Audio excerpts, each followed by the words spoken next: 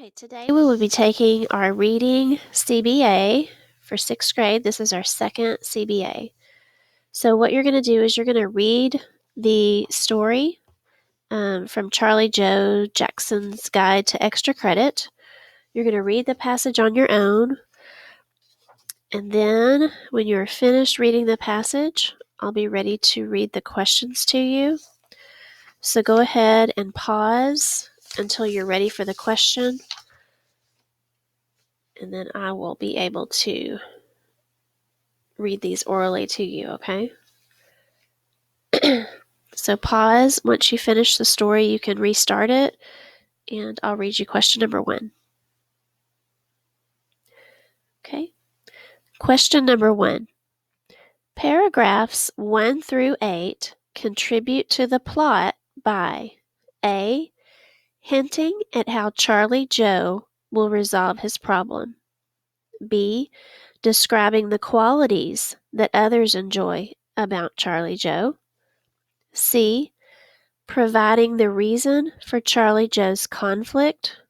Or D. Establishing Charlie Joe's discomfort in the setting. Okay, pause right here, go back and find your answer, and come back when you're ready. Number 2. Read the sentence from paragraph 20. He held out the brochure to me and grinned like an evil wizard. The author uses a simile in this sentence to reveal that Charlie Joe's father, F, is excited to have found a solution, even if his son does not like it. G has an unusual ability to make his son agree to things he dislikes doing. H is pretending that he likes the camp so that his son will also like it. Or J, he knows that his son will try to find an alternative to going to the camp. Okay, pause, go back to sentence 20, and figure out which one of those has a simile. Number 3. Why do paragraphs 23 and 24 mark a turning point in the story? A. Charlie Joe's parents want to get his opinion about going to summer camp. B. Charlie Joe understands that he should have worked harder in class. C. Charlie Joe's parents decide that the summer camp sounds like a good idea. Or D. Charlie Joe recognizes that only he can save his plans for a fun and relaxing summer. Why do paragraphs 23 and 24 mark a turning point in the story? Okay, pause, go back and find your answer, and come back when you're ready.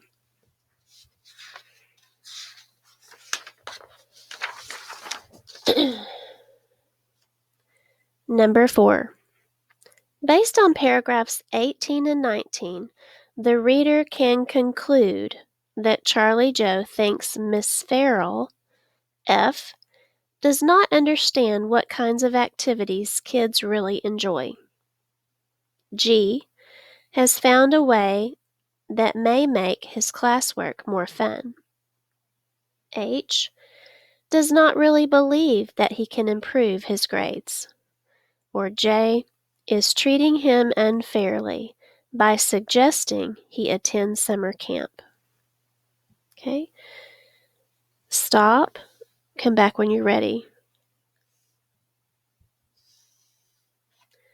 Number 5.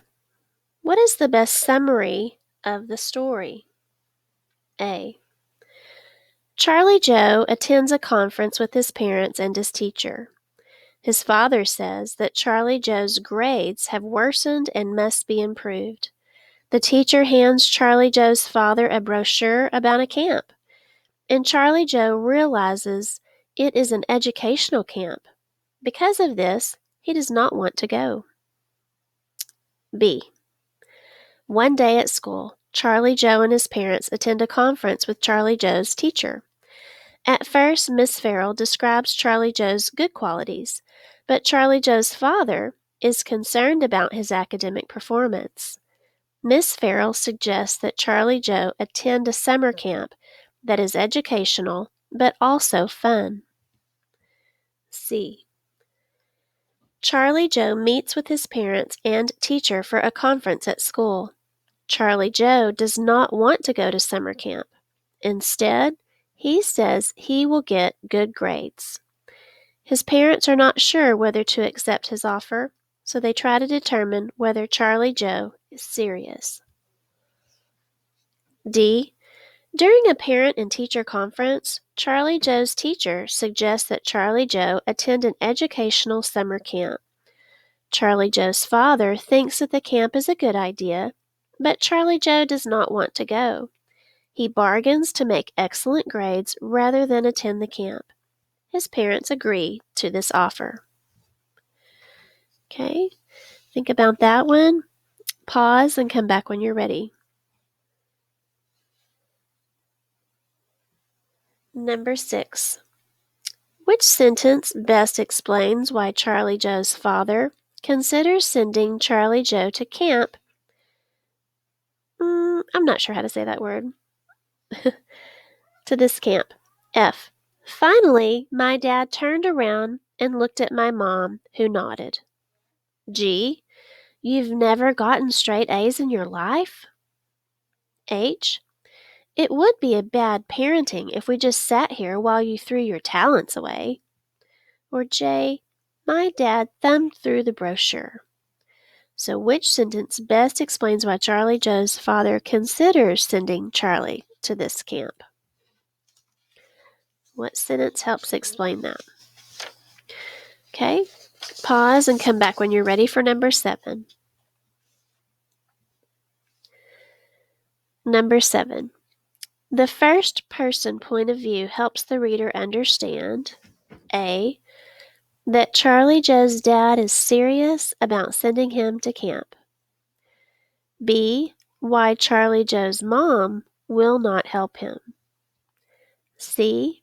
The way Miss Farrell views Charlie Joe. Or D. Charlie Joe's reasons for not wanting to go to the summer camp. The first person point of view. This helps the reader understand which one of those. Okay, pause. Come back when you're ready for number 8. Okay, number 8. What does the conversation between Charlie Joe and his parents in paragraph 26 through 30 suggest? The conversation between Charlie and his parents in paragraphs 26 through 30 suggest F. Charlie Joe thinks that being able to avoid going to summer camp will be an easy task. G. Charlie Joe's mother believes that the summer camp will not offer any benefits to Charlie Joe. Or H. Charlie Joe feels inspired to do better in school because of his parents' faith in his abilities. Or J. Charlie Joe's father doubts that Charlie Joe will be able to achieve the goal he has set for himself. Okay, go back to those paragraphs, think about your answer choices, and come back when you're ready. Number 9. Read this sentence from paragraph 22. It says, the train to Camp R was leaving the station, and my mom wasn't about to lie across the tracks to stop it. So the train to the camp was leaving the station, and my mom wasn't about to lie across the tracks to stop it. The author uses this figurative language in the sentence to show that A. Charlie Joe does not want to go to a camp so far away from home. Or B. Charlie Joe's mom will not save him from having to go to camp. C. Charlie Joe's mom realizes that the camp may be dangerous. Or D. Charlie Joe does not want to act against his mother's wishes. Okay, think about that one. Pause. Come back when you're ready.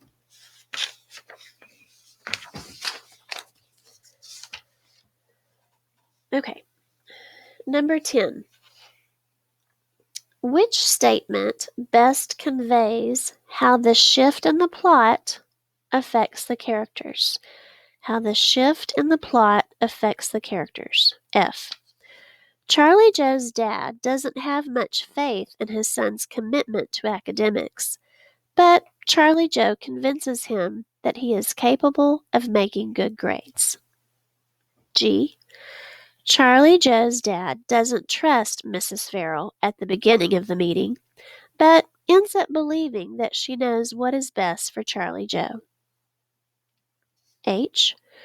Charlie Joe's mother doesn't think that he needs to attend summer camp at the beginning of the meeting, but she changes her mind after listening to Mrs. Farrell. Or J.